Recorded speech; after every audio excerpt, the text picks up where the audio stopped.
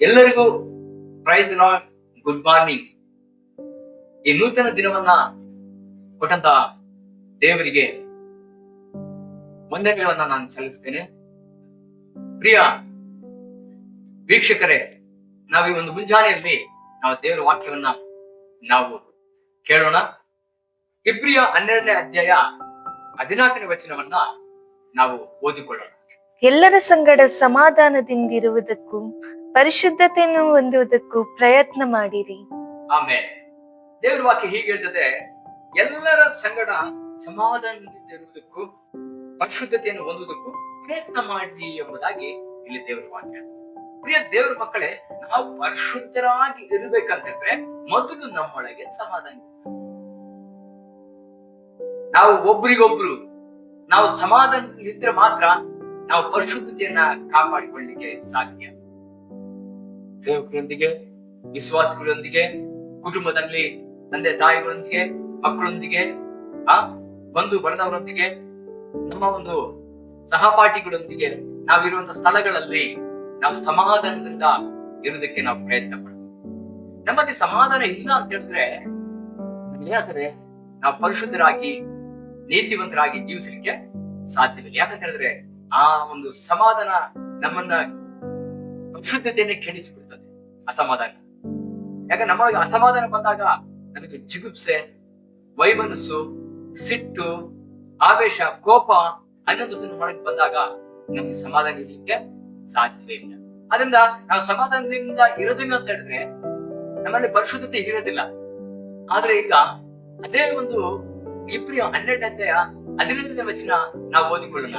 ಪರಿಶುದ್ಧತೆ ಇಲ್ಲದೆ ಯಾವನು ಕರ್ತನನ್ನು ಕಾಣುವುದಿಲ್ಲ. ನಿಮ್ಮಲ್ಲಿ ಯಾವನಾದರೂ ದೇವರ ಕೃಪೆಗೆ ತಪ್ಪಿ ಹಿಂಜರಿಯದಂತೆ ಯಾವ ವಿಷವುಳ್ಳ ಬೇರು ನಿಮ್ಮಲ್ಲಿ ಚಿಗುರಿ ಅಸಮಾಧಾನವನ್ನು ಹುಟ್ಟಿಸಿ ಸಭೆಯವರನ್ನು ಕೆಡಿಸದಂತೆ ಯಾವ ಜಾರನಾಗಲಿ ಏಸಾವನಂತ ಪ್ರಪಂಚಿಕನಾಗಲಿ ನಿಮ್ಮಲ್ಲಿ ಇರದಂತೆ ಜಾಗೃತೆಯಿಂದ ನೋಡಿಕೊಳ್ಳಿರಿ. ನೋಡಿ, ಇಲ್ಲಿ ನಾವು ವಾಕ್ಯ ಓದ್ತಿದ್ದೀವಿ. ಏನಂತ ಹೇಳಿದ್ರೆ ಪರಿಶುದ್ಧತೆ ಇಲ್ಲದೆ ದೇವರನ್ನ ಕಾಣುವುದಿಲ್ಲ. ನೋಡಿ, ನಾವು ದೇವರನ್ನ ಕಾಣಬೇಕಂತಂದ್ರೆ, ದೇವರನ್ನ ಸಾನ್ನಿಧ್ಯವನ್ನು ನಾವು ಅನುಭವಿಸ್ಬೇಕಂತಂದ್ರೆ, ದೇವರ ಸಮ್ಮುಖದಲ್ಲಿ ನಾವು ಯಾವಾಗಲೂ ಇರ್ಬೇಕಂತಂದ್ರೆ ನಮಗೆ ಪರಿಶುದ್ಧತೆ ಬಹಳ ಪ್ರಾಮುಖ್ಯ. ನಾವು ಪರಿಶುದ್ಧರಾಗಿ ನಾವು ಜೀವಿಸ್ಬೇಕು. ಆದ್ರಿಂದ ದೇವರ ವಾಕ್ಯ ಹೇಳ್ತದೆ ಇಲ್ಲಿ, ದೇವರ ನಿಮ್ಮಲ್ಲಿ ಯಾವನಾದರೂ ದೇವರ ಕೃಪೆಗೆ ತಪ್ಪಿ ಹಿಂಜರಿಯದಂತೆ ಯಾವ ವಿಷವುಳ್ಳ ಬೇರು ಅಸಮಾಧಾನವನ್ನ ಹುಟ್ಟಿಸಬಾರದು. ವಿಷವುಳ್ಳ ಬೇರು ಅಂದ್ರೆ ನಮ್ಮ ಅಸಮಾಧಾನಕ್ಕೆ ನಡೆಸುವಂತ ಕೋಪ, ಸಿಟ್ಟು, ಹಗೆತನ, ದ್ವೇಷ, ಹೊಟ್ಟೆ ಕಿಚ್ಚು, ಜಗಳ, ವೈಮನಸ್ಸು, ಈ ರೀತಿಯಾದಂತ ನಮ್ಮ ಒಂದು ಸಮಾಧಾನ ಕೆಡಿಸುವಂತ ಇಂಥ ಕಾರ್ಯಗಳು, ವಿಷವುಳ್ಳ ಬೇರುಗಳು ಹುಟ್ಟಿ ನಮಗೆ ಅಸಮಾಧಾನ ಮಾಡಬಾರ್ದು ಅಂತ ದೇವರ ವಾಕ್ಯ ಹೇಳ್ತದೆ. ಆದ್ರಿಂದ ಪ್ರಿಯ ದೇವರ ಮಕ್ಕಳೇ, ನಾವು ಒಬ್ಬರು ಸಂಗಡ ಒಬ್ಬರೊಂದಿಗೊಬ್ಬರು ನಾವು ಸಮಾಧಾನದಿಂದ ಪ್ರಯತ್ನ ಪಡ್ಬೇಕು. ನಮ್ಮಲ್ಲಿ ಸಮಾಧಾನ ಇಲ್ಲ ಅಂತ ಹೇಳಿದ್ರೆ ನಮ್ಮಲ್ಲಿ ಪರಿಶುದ್ಧತೆ ಇರ್ಲಿಕ್ಕೆ ಸಾಧ್ಯವಿಲ್ಲ. ನಮ್ಮಲ್ಲಿ ಪರಿಶುದ್ಧತೆ ಇಲ್ಲ ಅಂತ ಹೇಳಿದ್ರೆ ನಾವು ದೇವರನ್ನ ಕಾಣಲಿಕ್ಕಾಗಿ, ಮೆಚ್ಚಲಿಕ್ಕಾಗಿ, ದೇವರ ಮುಂದೆ ನಿಲ್ಲಿಕ್ಕಾಗಿ ಸಾಧ್ಯವಿಲ್ಲ. ಇಂಥ ವಿಷವುಳ್ಳಂತ ಬೇರು ನಮ್ಮೊಳಗೆ ಚಿಗುರುವುದಾದ್ರೆ ನಾವೇನ್ ಮಾಡ್ಬೇಕಂತಂದ್ರೆ ಸಂಪೂರ್ಣ ತೆಗೆದಾಕಿ ಕ್ರಿಸ್ತನಲ್ಲಿದ್ದಂತ ಮನಸ್ಸನ್ನು ನಾವು ಹೊಂದಿಕೊಂಡು ಒಬ್ಬರಿಗೊಬ್ರು ಸಮಾಧಾನದಿಂದ ಇರುವುದಕ್ಕೆ ಮುಂಚಾನೆ ಈ ವಾಕ್ಯವು ಕೇಳುವಾಗ ನಮ್ಮೊಳಗೆ ಈ ರೀತಿಯಾದಂತ ಅಸಮಾಧಾನ ಇರುವುದಾದ್ರೆ ನಾವು ಯೇಸು ಸ್ವಾಮಿಗೆ ಒಪ್ಪಿಸಿಕೊಳ್ಳೋಣವಾ? ಸ್ವಾಮಿ, ನನ್ನೊಳಗೆ ಈ ರೀತಿಯಾದಂತಹ ಅಸಮಾಧಾನದ ಬೇರು ಚಿಗುರಿದೆ, ಅದರಿಂದ ಯೇಸು ಕ್ರಿಸ್ತನ ನಾಮದಲ್ಲಿ ಸಂಪೂರ್ಣವಾಗಿ ತೆಗೆದಾಕಿ ನನ್ನ ಸಮಾಧಾನವನ್ನ ಪ್ರಾರ್ಥನೆ ಮಾಡಿಕೊಳ್ಳೋಣ.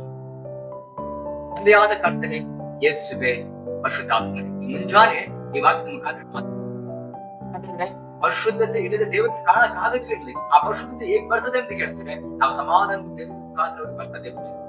ನಾವು ಸಮಾಧಾನದಿಂದ ಒಬ್ಬರು ಸಂಗಡ ಒಬ್ಬರು ಇಲ್ಲದಿದ್ರೆ ನಾವು ಪರಿಶುದ್ಧರಾಗಿ ಜೀವಿಸಲಿಕ್ಕೆ ಸಾಧ್ಯವೇ ಇಲ್ಲ ಎಂಬುದೇ. ಆದ್ರಿಂದಪ್ಪ, ನೀನು ಪರಿಶುದ್ಧರಾಗಿರ್ಬೇಕಾದ್ರೆ ನಾವು ಪರಿಶುದ್ಧರಾಗಿರ್ಬೇಕು. ಆದ್ರಿಂದ ನಮ್ಮ ಪರಿಶುದ್ಧತೆಯನ್ನು ಕೆಡಿಸುವಂತ ಯಾವುದೇ ವಿಷಯವುಳ್ಳ ಬೇರುಗಳು ಈ ವಾಕ್ಯದಲ್ಲಿ ಕೇಳುವಂತ ಪ್ರತಿಯೊಬ್ಬರು ಮನಸ್ಸೊಳಗೆ ಇರುವುದಾದ್ರೆ ಈ ಕ್ಷಣದಲ್ಲಿ ತೆಗೆದಾಕಿ ಅದರಲ್ಲಿ ಪ್ರೀತಿಯ ಆತ್ಮ, ಸಂತೋಷದ ಆತ್ಮ, ಸಮಾಧಾನದ ಆತ್ಮವನ್ನು ಬೆಳೆಸಿ ನೀನು ಅಪ್ಪ ಕ್ರಿಸ್ತನಲ್ಲಿದ್ದಂತ ಮನಸ್ಸನ್ನು ಒಬ್ಬರಿಗೊಬ್ಬರು ಕೊಟ್ಟು ಪ್ರೀತಿಯಿಂದ ನಡ್ಕೊಳ್ಳುವಂತೆ ಕೃಪೆ ಮಾಡಿ ಎಂಬುದಾಗಿ ಪ್ರಾರ್ಥನೆ ಮಾಡಿ ಎಲ್ಲರನ್ನು ಪರಿಶುದ್ಧತೆ ಕಡೆ ನಡೆಸು. ಇನ್ನು ನಾವು ಮಹಿಮಂತಲಿ ಯೇಸು ನಾಮದಲ್ಲಿ ತಂದೆ, ಆಮೆನ್. ದೇವಜನರೇ, ಈ ಒಂದು ಸಮಯದಲ್ಲಿ ಈ ವಾಕ್ಯವನ್ನ ಕೇಳಿದ್ದೀರಿ. ಈ ಒಂದು ಸಂದೇಶವನ್ನ ನೀವು ಲೈಕ್ ಮಾಡಿ, ಶೇರ್ ಮಾಡಿ, ಸಬ್ಸ್ಕ್ರೈಬ್ ಮಾಡಬೇಕಾಗಿ ಕೇಳ್ಕೊಳ್ತೀನಿ.